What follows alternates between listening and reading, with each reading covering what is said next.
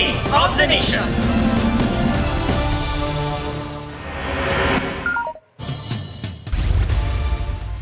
Nagdire-diretso hanggang sa kabilang lane ng pickup truck na yan sa Alaminos City, Pangasinan. Hanggang sa araruhin na nito ang isang tindahan ng pakwan. Hindi na nahagip ng video pero dumiretso sa bukid ang pickup, saka tumagilit. Ligtas ang driver habang dinala sa ospital ang tindero ng pakwan dahil sa mga tinamong sugat. Ayon sa mga pulis, nakatulog ang driver ng pickup. Nagpaabot na raw siya ng tulong sa tindero at sa may-ari ng tindahan. Paalala po sa mga magulang, gabayan ng inyong mga anak sa paggamit ng mga social media app. Isang lalaki ang nagpanggap na estudyante para mabiktima ang menor de edad na nakilala niya sa dating app. Nanghingi pa ang suspect ng mga sensitibong litrato at video para pilitin ang biktimang makipagkita sa kanya. May report si John Consulta.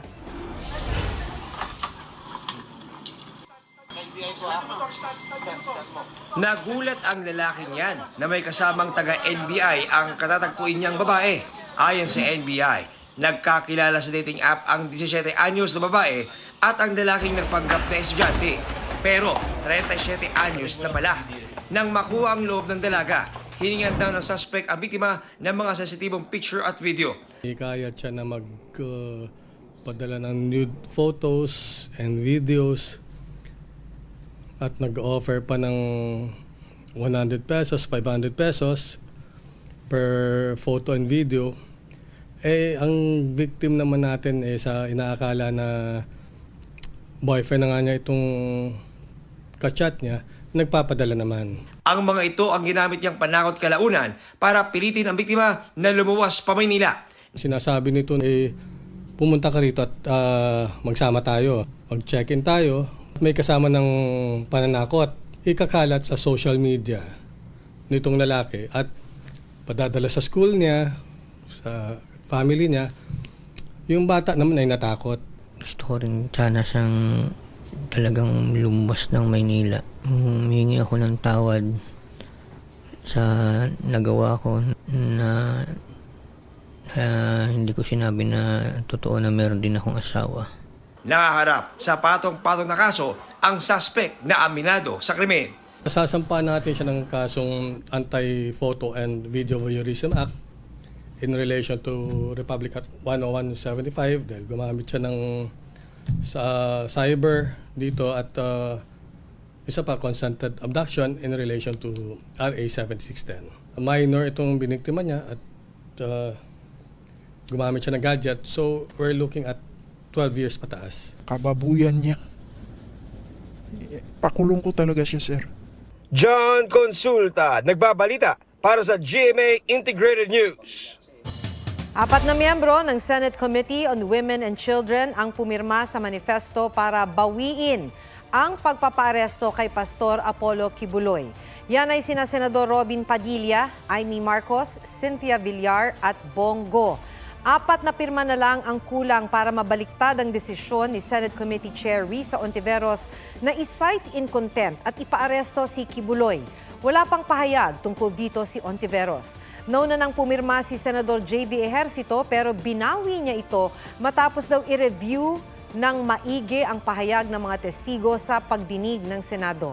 Sa California, sa Amerika, ipina-unseal na ng isang judge ang arrest warrant laban kay Kibuloy at kapwa niya akusado. Dahil dyan, pwede nang mag-issue ang Interpol ng Red Notice laban kay Kibuloy na wanted sa Amerika para sa mga kasong sex trafficking, fraud, cash smuggling at iba pa. Ibig sabihin, pwede nang arestuhin si Kibuloy saan mang panig ng mundo. Humihina na ang El Nino pero ramdam pa rin ang epekto nito sa mga susunod na buwan ayon sa Pag-asa.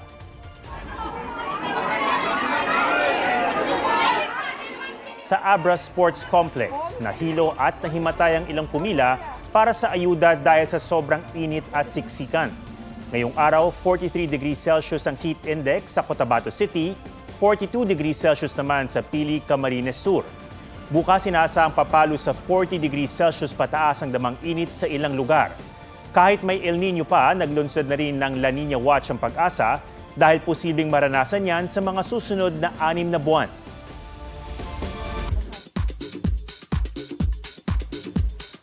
On Spotlight, ang new milestone ng singer-actress na si Sarah Geronimo sa Billboard. Nagbahagi naman ng life lesson si Kapuso primetime queen Marian Rivera sa GMA Integrated News Interviews. May report si Nelson Canlas. Pero habang tumatanda ka at marami ka na-experience at marami kang ginagawa para sa buhay mo, iba na ang definition mo ng maganda. Para sa akin, sa puntong ito, bilang nanay ako, may asawa at ito yung trabaho na ginagawa ko at alam ko anong priority ko. Beauty, kapag alam mong mahalin yung mga tao na wala kang hinging kapalit. Yan ang definisyon ng beauty ni Kapuso primetime queen Marian Rivera. Sa aking one-on-one interview with Yan, ibinahagi rin niya ang kanyang tagumpay bilang isang asawa, nanay at career woman. Utang daw niya sa kanyang Lola Francisca na magdiriwang ng 95th birthday this Saturday. Palaging sinasabi sa akin na huwag ka magtatanim ng sama ng loob sa pamilya mo or sa mga magulang mo kasi you never be successful kapag may galit ka sa parents mo. Speaking of success, tila naabot naman ni Sarah Geronimo ang tala dahil siya ang kauna-unahang Filipina artist na ginawaran ng Global Force Award sa Billboard Women in Music Awards sa Amerika. Thank you, Billboard Philippines! Mabuhay ang OPM! Sa interview ng Billboard, sinabi ni Sarah na big responsibility ang maging recipient ng award. Binati rin ni Sarah ang kanyang ina at tinawag siyang my hero. Proud hubby naman si Black Rider star Matteo Guidicelli na kasama ni Sarah sa LA. Sa isang Q&A session, sinabi ni Sarah G na si Jungkook ng BTS ang K-pop idol na gusto niyang makamit o makakolab. Nelson Canlas, nagbabalita para sa GMA Integrated News. Iginiit ni suspended NFA Administrator Roderico Bioco na sinunod lang nila ang kasalukuyang patakaran sa pagbebenta ng bigas ng National Food Authority. Sa pagdinig ng komite sa Kamara, lumabas na may mga dokumento na posibleng 150,000 bags ang naibenta ng NFA imbis na 75,000 bags lang. Mahigit 107 million pesos daw ang lugi ng gobyerno dahil ibinenta ito ng 25 pesos sa halip na 39 pesos per kilo batay sa pagtataya ng Samahang Industriya ng Agrikultura o SINAG. Sinabi ng naghain ng reklamo na di raw dumaan ang bentahan sa bidding process. Pero depensa ni Bioco, di ito kailangang dumaan sa bidding batay sa isang COA circular. Ang patakaran umano, kailangang ibenta ang bigas na nagsilbing buffer stock 3 buwan matapos ipagiling para matiyak na ligtas pang kainin. Paliwanag naman ng COA, di nasakop ng batas ang pagbebenta ng bigas dahil di ito procurement kundi disposal. Pinaiimbestigahan na ng Pangulo ang palugay umanong pagbebenta ng NFA rice sa ilang pinaboran umanong trader. Personal namang isinilbi ng Office or ng Ombudsman Samuel Martires sa tanggapan ng NFA ang subpina para mahingi ang listahan ng mga NFA warehouse na naglabas daw ng mga bigas. 5 barko na ng Pilipinas ang napinsala at di magamit ngayon kasunod ng mga panghaharas ng China sa West Philippine Sea. 3 resupply boats ng Philippine Navy na ang sira. Ang Onaiza May 4 na nabasag ang salamin matapos i-water cannon noong Martes, kaya naman daw kumpunihin agad.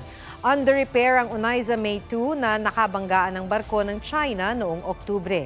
Sira pa rin ang ML Kalayaan na winotter cannon ng China noong Disyembre at ang Onaiza May 1 na tagumpay na nakalapit noong Martes sa BRP Sierra Madre.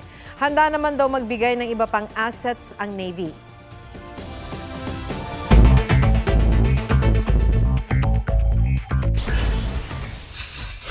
Mahigit 60,000 elementary students sinanay sa Tara Basa program ng DSWD. Ang mga magulang ng estudyanteng kasama sa programa may ayudang 4,700 pesos. Bukod sa mga bata, natutulungan din ng programa ang mga nasa kolehiyo na kinukuhang tutor at sumasahod ng higit 11,000 pesos sa 20 araw na pagtututor.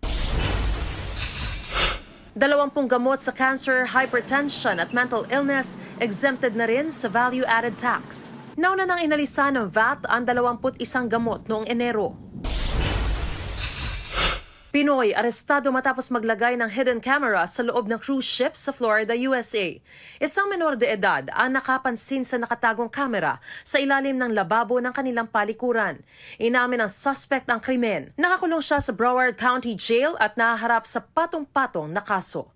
Mariz Umali nagbabalita para sa GMA Integrated News.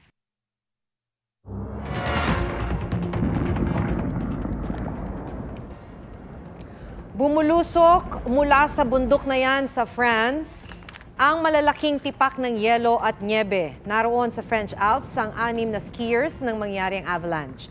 Sa kabutihang palad, hindi sila natabunan. Ayon sa ski instructor na nagvi-video, wala namang naiulat na nasaktan sa nangyari. Nakiisa ang GMA Network sa 24th International Cable Congress and Exhibition ng Federation of International Cable TV and Telecommunications Association of the Philippines o FICTAP. Bahagi ito ng 25th anniversary ng FICTAP. Nagtipon-tipon dyan ng international at local providers, mga policy maker at cable operator sa buong Pilipinas para ihatid ang pinakabago sa connectivity at telecommunications technology. Sa GMA Hour segment, nag-perform ang ilang kapuso stars. Ang partisipasyon ng GMA Network sa pagtitipon ay bahagi ng layunin nitong maghatid ng makabuluhang balita at impormasyon at ng world-class entertainment sa lahat ng kapuso sa buong bansa.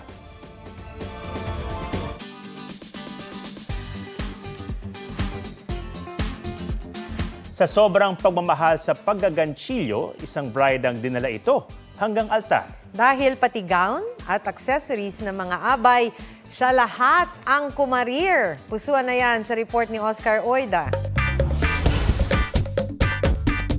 Kalkulado ang bawat kumpas ng kamay, paulit-ulit man at nakakangalay. Ang resulta ay mga obrang hindi lang pang-display, pwede rin suotin. Ang nakaaakit na sining ng pagkaganchilyo, pumulupot na raw kay Eliza, isang crochet pattern designer. Opo. Nung nagsa-start po kasi ako na mag-crochet, wala pang social media noon. So, matututo ka lang talaga unless tinuruan ka ng mas marunong sa'yo.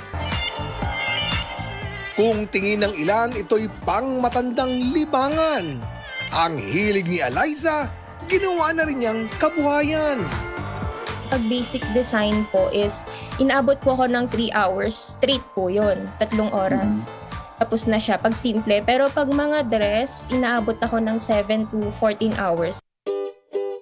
Sa dinami-rami ng kanyang naging proyekto, pinaka-espesyal ang kanyang mga lika para sa sariling kasal. Ito na nga ang naging pangunahing tema ng okasyon. 8 yung bridesmaids ko noon.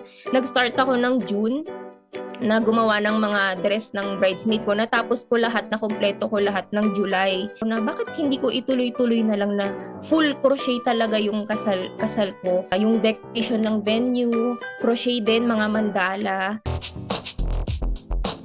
Ang mga likha niya mula sa yarn, umaabot na rin hanggang social media.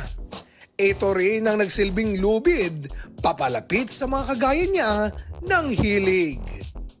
Hindi ko rin po ine-expect na marami pong humahanga, na-i-inspire at saka marami rin pong gumagaya na rin po. Ganito pala yung sa crochet, yarn ang kailangan, crochet hook, tapos makakagawa ka na ng sarili mong damit. Oscar Oida, nagbabalita para sa GMA Integrated News. At yan po ang State of the Nation. Ako si Atom Araulio para sa mas malaking misyon. Para sa mas malawak na paglilingkod sa bayan, ako si Maki Pulido mula sa GMA Integrated News. Ang News Authority ng Pilipino. Mga kapuso, alamin ang State of the Nation. Mag-subscribe sa GMA Integrated News sa YouTube. Sa ating mga kapuso abroad, samahan nyo kami sa GMA Pinoy TV at sa www.gmanews.tv.